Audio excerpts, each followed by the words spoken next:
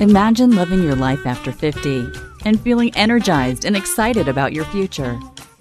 Welcome to the Women in the Middle podcast, the podcast for women who are ready to figure out what they want and create the life they deserve. Here's your host and master certified life coach, Susie Rosenstein.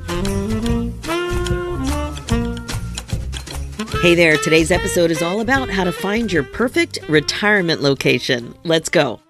Welcome back to the podcast Women in the Middle. I'm your host, Susie Rosenstein, your master certified coach and midlife mentor, and I am so glad to be here with you again for this week's episode, which is all about that glorious time in your life when you get to think about relocating for retirement. I said it was a glorious time in your life because it's often a time when you can make a choice that's based on lots of things that you really want. Maybe things you've never been able to prioritize, maybe things that you've been dreaming about. Now, I know that in life it's usually pretty hard to get everything on your wish list, but you can try. Even the hunt for your perfect retirement location can be fun. But as you can imagine, this decision can also feel overwhelming and confusing, and you may not be comfortable about knowing what you don't know, right, to make the decision. So this episode is for you if you're thinking about moving for your retirement someday, or even in the near future and are ready to start getting more clarity about the most important things that you want where you live in your next chapter. You are going to love my guest today, who has learned so much about her own moves and has used her professional experience to make it easier for you. But just quick, I have a free gift for you. As you know, it is super common to feel stuck in midlife, like you just know there's more out there for you, but you just don't know what you want to do about it. You may sense that you need to make a change, but are unsure about what the right change would even look like. And the first step is understanding what is going on and why you're feeling the way you do. Nobody should waste their valuable time on this planet being afraid of having regrets. So my gift to you is a free guide called The 12 Obvious Signs That You're Ready for an Exciting Change in Midlife. And it is waiting for you at www.susierosenstein.com/12 signs. You can download it there and please enjoy. Okay, now let's dive into this week's episode. My guest today is Margaret Vandergriff. Margaret founded Your Place Finder LLC in 2017 after 3 disastrous empty nest moves herself. She helps individuals and couples avoid the pitfalls and reap the rewards of finding the perfect location to retire. Drawing on 35 years of prospect research, strategic planning, and consulting and coaching experience, Margaret created the Spark system to guide retirees and almost retirees from deciding to move or not, to finding their perfect retirement location, to smoothly navigating their move and transition to life in their new location. Now, this can be a really exciting time in your life. Finding your perfect retirement location will only make it better. I know you're going to love this episode. Hi, Margaret. Thanks so much for joining us today on the Women in the Middle podcast. Hi, Susie. Thanks for having me. I am so happy that you're here. We first spoke many years ago, way back in episode 65. Oh, time flies. It really does fly. I personally cannot believe that that much time has gone by, because that was just after the podcast had only been around for about a year.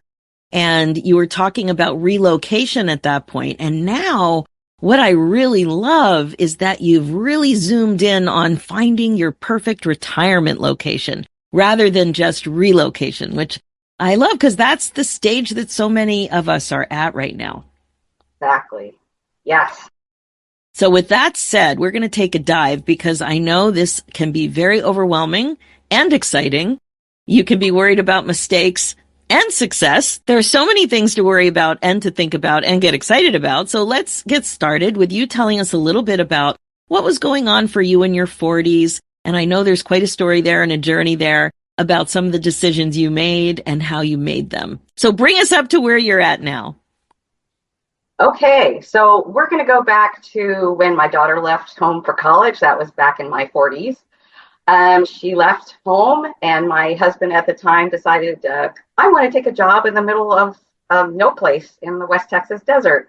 And so I was like, duh, I was really bored and I just didn't really want to stay in Austin. That's where we were living, Austin, Texas. I loved it for many years, but it was just like, I'm ready for a change. What the heck? Let's just try something different. And boy, that just led to a whole chain of events. So that didn't work. I lived in this teeny tiny town for about 18 months. The marriage imploded, moved to the closest city, lived there for a little while, met my current husband, and we went, oh, wouldn't it be awesome if we lived in a small town in the Midwest? And we got this bee in our bonnet, and we just had to do it. And so we just decided, all the flags were probably waving to not do it, but we were ignoring them, and we just headed out and planted ourselves in a tiny town outside of a city, about 40 miles, basically in the middle of a cornfield. There was no work. People were all locals who'd lived there their entire lives. They did not like newcomers. It was a really, really lonely, unpleasant experience. And from that, I was like, how did I get here? How did this happen? And I thought, oh my gosh, what did I do to get here? And I thought about it, and I thought, this must happen to other people. They just pick up and they move somewhere, and then they get there and like, what have I just done? And so I was like, well, how can I help people not do this? Because this is a way that nobody should have to live. They should not land someplace and just be miserable. That's not how one wants to live life. And so I thought, okay, well, I'm going to think about how can I help people avoid making this mistake. And so I went back to my professional skills, which are in research and planning and consulting and coaching. I've been working with nonprofits for 30 plus years. And so I kind of took all of those skills and I was like, what if you could look at locations like a nonprofit looks at funding sources? And if I were to look at it in terms of like matchmaking or like a person looking for a mate. So I'm thinking like, okay, if it's like matchmaking. So I created this whole system around, based on my prospect research, the system I developed, and I sort of transferred it to locations. And so I built on that, and that's where I started. I'm helping people find their place. That is my signature program. That's what I do. And then over time, I decided, I really want to work with people who are, getting ready for retirement, because this is like one of the most exciting times of life, because your kids are grown. You don't have a job to tie you down. You can do whatever you want. I mean, this is the time of life. You don't have any things that are saying, well, but. It's like wide open. And I just thought, how exciting is that? I want to help people like tap into what they really want to do with the rest of their lives and how a location can feed that. And so that's how I got into working with people moving into retirement or retiring, already retired. So it's more like, the first step is like, do you want to move? Like, is this the right thing to do? Because I really think some people don't necessarily stop and think, is this really the right thing to do? So I have a really short assessment and coaching to go with it to sort of, is this the right decision for you? It's a decision-making tool. And then there's the signature Place Finder program. And then there's a Move Mapper program, which is like for people like, it's usually for people like we enjoy working together. And it's like, I can help you move through this stressful time and like get things planned out and get your timeline and your budget and just kind of keep things at more or less an even keel as much as you can be when you're moving. So Margaret, I love everything you're saying. I love watching people figure out what they want. So you were figuring out what you wanted in your business, what was making you really excited. And at the same time, you were reflecting on how and why you made some of the moves you did. And as you were telling the story about moving out west and then moving into a cornfield, I was just thinking of black and white movies and tumbleweeds and what must have been going on, because those were such big decisions. And the way you were talking it through, I was just thinking that sounded so scary to me, but your priority must have been put on something else. If you weren't scared, or if you weren't, I don't know, you were just going down a road that ultimately both of those roads did not work out for you. So what were you thinking that, made it easier to do that rather than go, I don't know, teeny tiny town, cornfields, I don't know. I feel like I've made a lot of emotional decisions in my life. And I think that moving from Austin to West Texas, instead of thinking first about it, that was my first emotional decision. That was not the right decision to make. Now I can say that, but I made it. So you live with what you do. And then the emotional decision, okay, well, I had to get out of there. So I just went to the first place. That was the closest, a city, because I'm a city girl. And then it was like when I met my husband and we got caught up in this emotional thing about, oh my God, it's going to be so fabulous. There's going to be all these wonderful, friendly people, and it's going to be just like, Bedford Falls, and it's going to be fabulous. So we had cooked up this crazy fantasy and went with it. I mean, we didn't bother poking the bubble. We just went with it and landed there and went, oh, wait a minute. This isn't at all like what we were imagining. And then we want to go further with this emotional decision making. So we did, in fact, move out of Iowa. And it was a very long process because right before COVID, we had determined that we were going to move to Eugene, Oregon. And I'd done the scouting visit and I was super excited. And it was just, wow, we were just like ready to go. COVID hits. We put everything on hold. Then we wait. And then the next year we wait a year and we're like, okay, this year we're going to move to Eugene. And so, wait a minute. So no, we got the bathroom renovated. And then a year later, it caught on fire. Like right before we were getting ready to like get everything together to move to Eugene, the bathroom caught on yes, fire? Yes. The fan in the ceiling, there was an electrical fire, and whammo, the whole was gutted. The whole room was gutted. It was like an old farmhouse. It's amazing. The whole house didn't go up in the flames. So anyway, it was a terrifying situation. We went for a year waiting for it to get repaired. A year passed, insurance, you know how it goes. And then, so we're there and we're like, oh my gosh, during that time, there was COVID, there were wildfires. It had gotten crazy.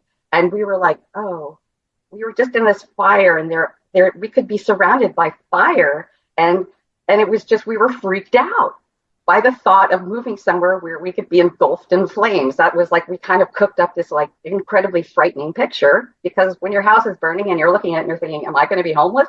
It's very scary. And so we were like, well, we can't do that. We can't do that. Again, it was an emotional decision because we were forgetting everything, that Eugene had everything that we wanted. It had everything we were looking for. If you want to get as close to perfect as you can, it was as close to perfect as you can get for us. What were some of those things that you were looking for? It's so wonderful. Well, it's just the people. For me, it's all about the people. And they're just they're welcoming, they're friendly. They're like the people in the restaurant you go in and they're like, they want to see you. They want your business. So they're very welcoming. They have a textile center that you would not believe. It's got yarns and looms, and it's huge. And they have classes. They don't have anything like that here, but there they have this massive textile center. They have live music. They have museums. They have the university. So it is a college town that feels like a college town. It's a bigger city. So it's got all of these qualities that we were looking for, and yet the emotional, like all this roiling bit about fire, we were like, oh man, no, we can't do that. We can't do that. And it drove us north. We were like, we got to get away from the fires. What's the next best thing? So we basically moved to the honorable mention, which was Olympia. And at first it was like awesome because it was beautiful. It's spectacular. It's just gobsmackingly beautiful here. And we have this lovely setting here where it's like a Bambi scene. We have deer coming up and bunnies hopping around. And it's just, at first it was like, my gosh, we've died and gone to heaven. But then we realized that the one thing that I told you that is so important, and that is very important to a lot of my clients, are social opportunities, social connection, social. And dude, there is no social connection here. And yeah, I think, and also there's really no work. Like there's like my husband's been having trouble getting a steady, legitimate job. And I'm thinking, well, what the hell are we doing here? So I just looked it up because I've never been to Oregon or Washington State. And yeah, you're right. It is beautiful, but there's a vibe about a city, and 10 people going to that city might not agree on the vibe. Exactly. But it wasn't what you were looking for. So you were feeling that. Yeah. It's intangible. It is. It is. And that's why the scouting visits are so important. You have got to go there and get boots on the ground, because you're not going to learn anything just online. Right. It's like, I guess you could make one cut or two cut. Like if you're looking at, is it a university town, the size of the city? But the social opportunities, even though you could look things up, it may not be what's really going on that's a good fit for you. Right. So when did you move there? How many years ago? A little over 2 years ago. And you're starting to feel that it's not a good fit? We're already starting to plan to move to Eugene. Wow. So did you go back to Eugene to look at it again? Yeah. Yep, we did. And it was really like, oh, okay, yeah. I don't know what we were thinking when we went to Olympia. Wow. I love that I know I say I love a lot, but I really do love. I'm just noticing that today. I wonder if I say that on all almost 400 episodes. I don't know. You could run a search. I could. I really appreciate that 2 years in is very different than the amount of time you stayed in other places. So your awareness of your happiness, your feeling of contentment, and what you really wanted, and the disconnect became very, very clear. So clear that it helped you and your husband make a decision to make a change. Yeah, it happened quite fast. Wow. Yeah. Well, when you make a concerted effort to connect with people, and I did, I took 6 months and I really pushed it. I really tried to get out there and connect. And it was just shut down. And, if you try like that and you just get shut down, it's kind of like, why am I doing this? It shouldn't be this difficult. Wow. To connect with people. And how do you pick up that it's different in Oregon? Just talking to people and the way that they respond to you, like you can make eye contact. This is just my take, of course. They seem a bit uptight and they just seem more chilled out. And I hear a lot of people, we were there, they were talking about how chill it is in Eugene. And I'm very chill. I like chill. And this is chilly in a different way, not a good way. And I guess because now that would be the 1, 2, 3, 4th place you've been that hasn't been very social. It hasn't filled that need, that you're very aware of that now, what that feels like. Oh, yeah. Very aware. And I'm also aware when I sense that it's different. And I'm like, now that's more like what I'm looking for. Like people are more acting like, I don't know, just more relaxed and more willing to talk and be open. Yes. That's what I'm looking for. Yes. And what else is really becoming clear is I've heard this from many clients too, that when they're finally able to slow down and put themselves first, it's those two behaviors, the act of slowing down and being more present and noticing when you're not being present, and thinking about what it is that you want. And once you've identified, I want more friends, I need more people in my life, and you're slowing down, that means you can listen. So you're a better listener when you're more present, and that really helps bring more people in, Right.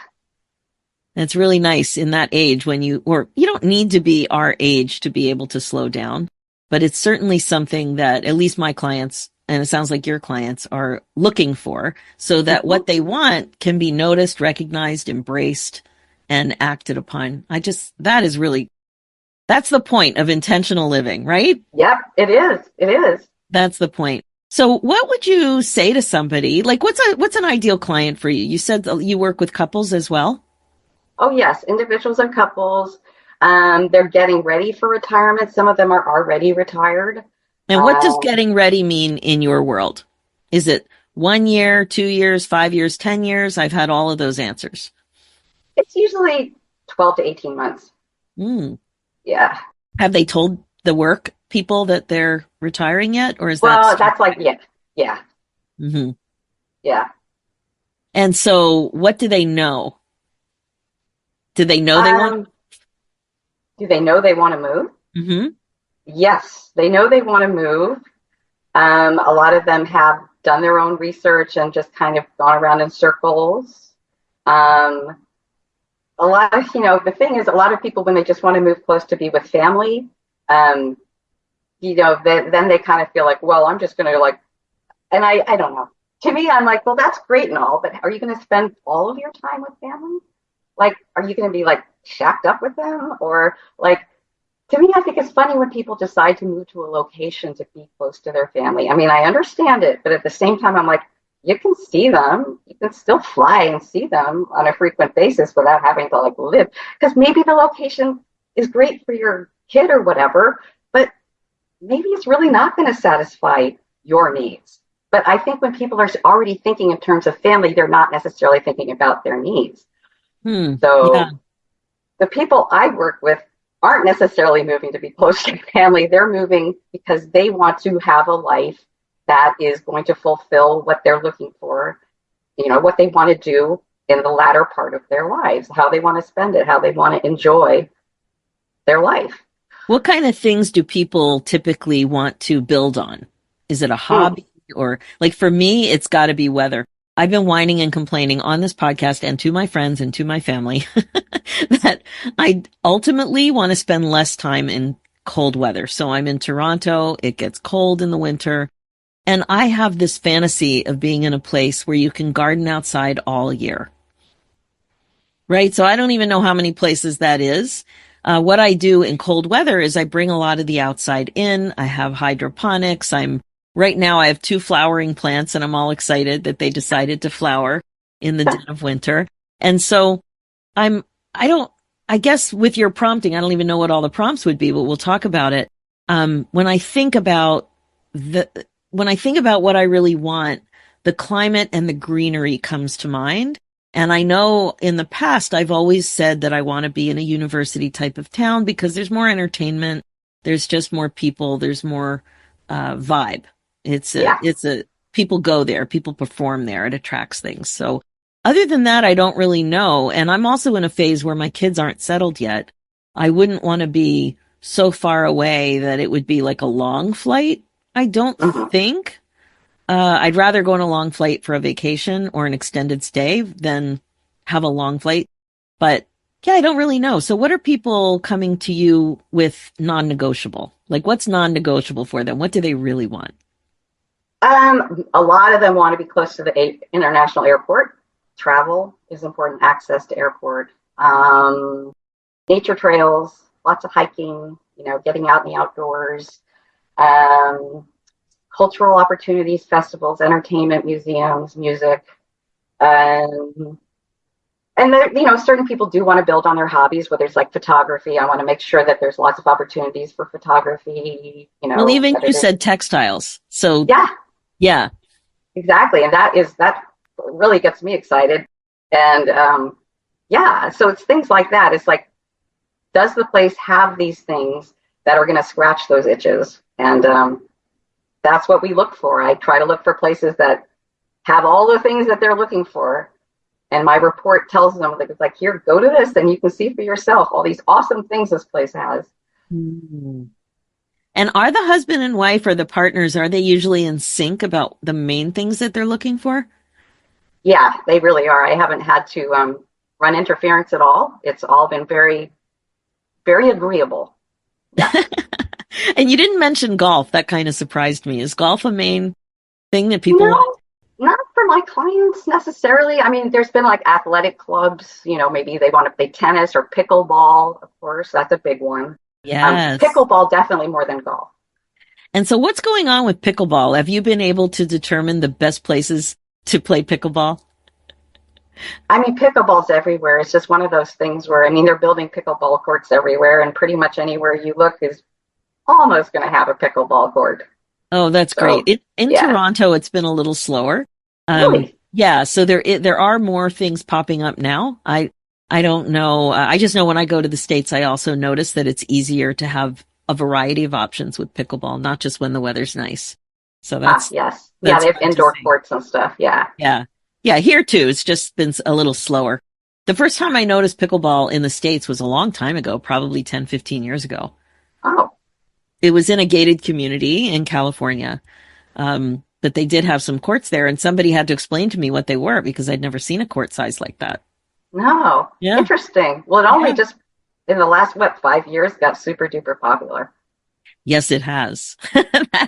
That is for sure. So when you think about what happened with you and the decisions that got you where you are right now, Mm. I'm sure that has informed your business and your ability to help and coach other clients in just incredibly. Do you see them ever making those emotional decisions that you talked about? Well, I mean, the way my program is structured, and because people's timelines tend to be so protracted, um, I mean, between when you're looking, when you go on the scouting visits, when you make a decision, and then when you finally move, there can be a massive amount of time that takes place. So a lot of the people, they're going on scouting visits, and they don't necessarily check in with me to make the decision. Huh. So that's not it. I say, hey, follow up. If you would like to go over it and have a sounding board, it's there for just a little bitty price. But most people don't take me up on that. They make the decision, and so I don't know if they're being emotionally driven with their decisions. I hope Oh, not. that's But so fascinating. So you get them prepared for the scouting visit and clear about the priorities. yes. And So so I what's, get them, they have a plan. They know how to do their plan for what they're going to do on their scouting visit. They have an evaluation, like scorecard, for how they evaluate each scouting visit in an objective kind of way. And then once they're set up with all that and they have their short list and they have all of the, information of all the places they could potentially go and visit and check out, that's where I leave them, because I was just finding, people, they just kind of drag their feet and they don't necessarily go. And so I can't really structure a program around that. I have to kind of make it flexible in terms of, hey, when you're ready, and if you would like to talk to me, I'm here to talk to you and I'm happy to be a sounding board. But that's kind of where I have to leave it because of the timeline situation. oh, I totally see what you're saying. Yeah. So how long do you think is an ideal scouting observation?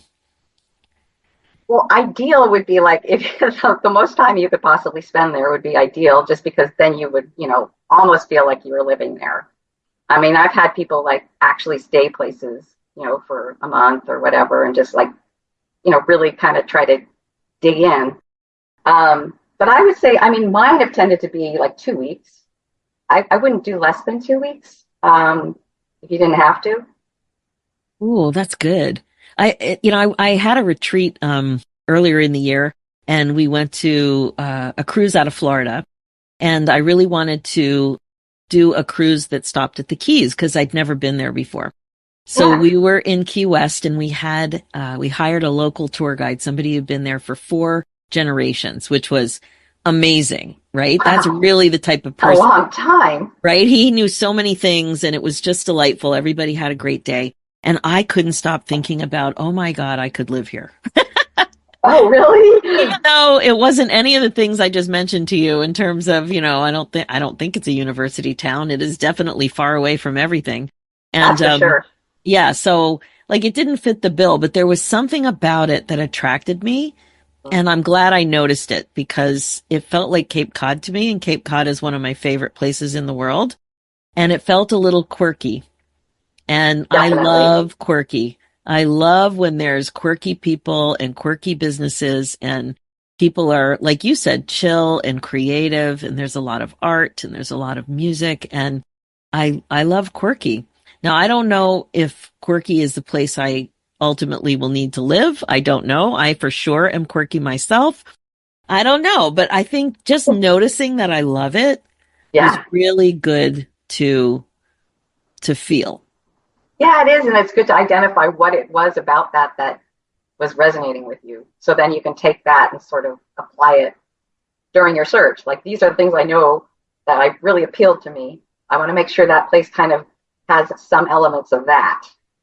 Yeah, and people seem to have really weird stories about how they ended up there, and there's a history. There's such a rich history in such a like a small, quirky kind of place. Anyway, that was really fun. So, what would you say are your big learnings in terms of yourself and your own growth in finding your place, the place that you want to spend your next chapter in? Well, I think this is the first time that, and yeah, I've kind of like not done the best job up till now, but I mean, it's the first time that I've made the decision of where to move, because a lot of times it's like, oh, you move somewhere, like I moved to Austin because my boyfriend at the time and we just wanted to move somewhere different, and it was just ended up there. It wasn't like we really picked it. It's just kind of picked us. And then, I didn't pick going up to Brownfield, Texas. I didn't pick going to Lubbock. I did pick going to Iowa, but so I feel like it's sort of the responsibility of deciding where you're going to move. And like, I think it's realizing just what a serious responsibility it is. It really is. And it's not something to be taken lightly. And I think perhaps in my own way, I've taken our decisions a bit too lightly. And it's kind of led to some little bit of bumpiness. But I think the freedom of having the choice is such a great thing. But you just have to remember that there is responsibility that comes along with it. And just to make sure that you follow your inner compass, that you don't, get, what is the word when you get off your track? It's important to just try to remember what's important and stay on track and to not be distracted because there's so many distractions out there. So many. And also, I think what may have really played into your situation is that you were really looking for connection with people. And that was a piece that you couldn't control. It took a while to really understand the community and what people what people's own priorities were in that area, right? Your observation about people being there for a really long time and not being as open to new friends and things like that. I don't know how else you figure that out, until you try. Mm-hmm. Yeah. But the beauty of picking a place, you've taken it very seriously and you're owning it. And were you and your husband in sync on this place? Absolutely, on Eugene. Yeah, and we both agreed here too, because we were both kind of terrified. So yeah, we both were in agreement. We rarely disagree on matters. Wow. And I guess I'm just looking at your notes and I asked in the notes, like, what if you're afraid? And you said, just go for it because you don't want to have regrets. And so much of what I talk about here on The Women in the Middle is regret proofing your life. And if there's something you really want to do and you don't allow yourself to do it, usually that's what it is. That's a very common regret that people have. Yeah. And so if you've always wanted to live there, as soon as you started to work on what it is you really wanted, and then you don't allow yourself to do it, it is something you could regret. Yeah, for sure. And yeah, for me, for both of us, we just decided, life's too short. We've already been here 2 years. Let's get to the place where we need to be, where we're going to be happy, because this is no good. I don't want to live like this. And how are you gonna make a few more visits there before you move? Well, probably. I mean, in terms of like housing and neighborhoods. And I mean, we did do a nice scouting visit recently. But yeah, I think before we move there, we will probably go down there again. Wow. Awesome. I am so excited for you, Margaret. And I love what you're doing. Like, this is such a great service for people who, so many of us will just spin in confusion for a very, very long time. And then as you said, life is short. Time does fly. And you really just have to take control or another 5 years is going to fly by and you're still where you are. So what can you offer? I know you've got something on your website that you wanted to share. Yeah. Well, my website is yourplacefinder.com. And I have on there's a tab that says free quiz. It is the place personality type quiz. And I consider it like your, first stop on your search. And if you want to start narrowing down your filter, the first place you can start is, well, what's my place personality type? Am I a city, a suburb, a small town, or a countryside? And so you'll answer 20 questions and it'll give you a score and tell you what your place personality type is. That's a great start. One of the things that I know you also point out to people is there's underthinking and there's overthinking when it comes to the search, and both can keep you stuck. Can you tell us a little bit more about that? Well, yes. So you can get stuck when you're underthinking because you are not taking in the right information. A lot of times people spend time online and they just start looking at discussion posts, they start looking at lists, they start reading what other people are saying about things, which is really just really is a waste of time. It's much better if you can go get facts, and you get the facts about a place and you go to the source of where the facts come from. So you really need to focus on that. That's the one way you can avoid spinning your wheels with underthinking. You have to plan your scouting visits. You can't just go and go, la, la, la, let's go have some beer or whatever. You got to go on a scouting visit. You need to know what you're going to do, have it planned out, talk to people. Don't just, no brainer it. Don't wing it. Yeah. Don't wing it. You also don't want to overwhelm yourself with search criteria. You want to try to keep it to a manageable number of criteria. Some people just keep adding and adding and adding, and you're just making things more complicated for yourself. Remember that things aren't perfect. I talk about a perfect retirement location, a little bit tongue-in-cheek there, because we all know what perfect is, but my goal is to get you there as perfect as possible. And to remember that nothing is going to be absolutely 100% perfect and fit every single thing that you want. But if you can get close enough, that's a really good start, and go with that, because otherwise you're never going to go anywhere because perfection doesn't exist. So those are some of the kind of traps people get into with under and overthinking, and how to avoid them. Yeah, I know. I was stuck for 5 years, just stuck in general life, and it was terrible. It is terrible. You just don't realize how much time you're wasting. But now with your focus on retirees, I know another thing that comes up is deciding to move or not. So sometimes people think they want to move, but maybe they don't. So that also needs to be explored, right? Absolutely. And that's why I have Ready, Set, Move, which is this little assessment that asks you a bunch of questions and forces you to reflect. And then you can talk to me afterwards about it and we can kind of go over it.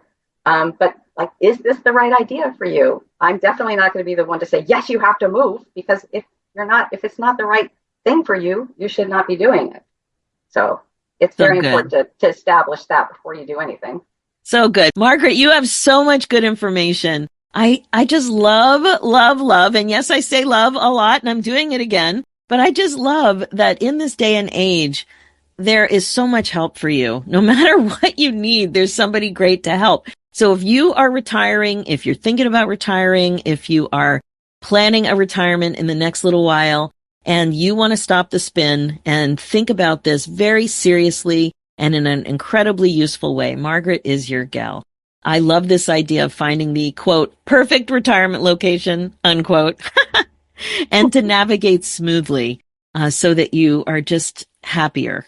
Just continue to be happy and happier going forward. Thank you so much, Margaret. Anything else you wanted to share? Well, just that here's to loving where you live. I love it. And I want you to love where you live too. So I'm wishing you all the best on your next move as well. Thank you, Susie. Thanks so much. Okay, that's it for this week's episode. Now, as you know, my focus as a midlife coach is to help you waste less time spinning and feeling stuck. This is what regret-proofing your life is all about. Being intentional. Stop wasting time. Remember, being the queen of your brain domain is the best way to be. And midlife transformation coaching can be the fastest way to rediscover joy and purpose after 50. I can totally help you. This is exactly what we're up to in my Women in the Middle Academy group coaching program. If you want to find clarity, confidence, and joy in midlife without wasting any more time feeling stuck, Then don't waste another minute. Go ahead and book your free momentum call with me and apply. We'll see if coaching together makes sense for you. Head over to www.talktosuzy.com. That's Suzy, spelled S-U-Z-Y, www.talktosuzy.com. For show notes and links, go to www.suzyrosenstein.com and click on the podcast tab and look for episode 407. You'll also see a link there for my second show, The Women in the Middle Entrepreneurs, which is all about the reality of running your business when you're a midlife gal. It's also on iTunes, Spotify, and all the places. Let's do this, ladies. It's time for you to put yourself first, one thought at a time. Thanks so much for listening, and I'll talk to you next week.